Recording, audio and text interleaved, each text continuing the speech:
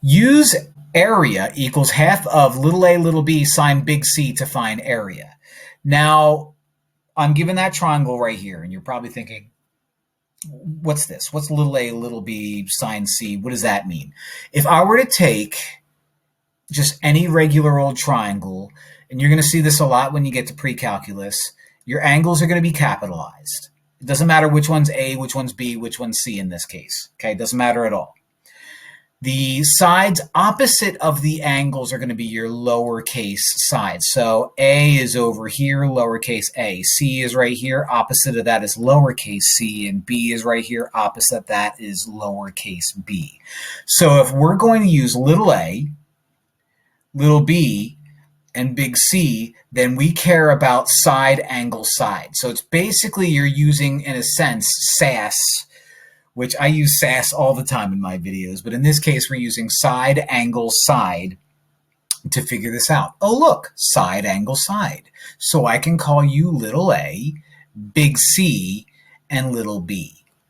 So let me get rid of this, and let's find the area.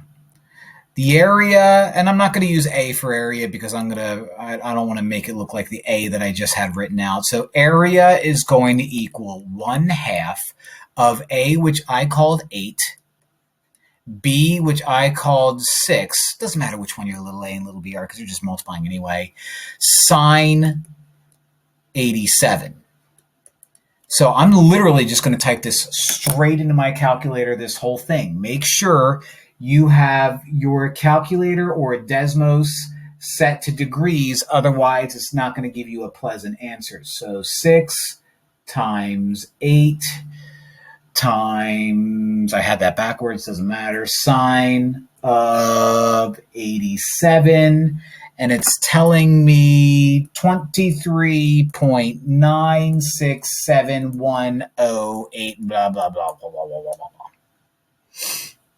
So let's finish this problem out by saying that the area is 23.967 centimeters squared.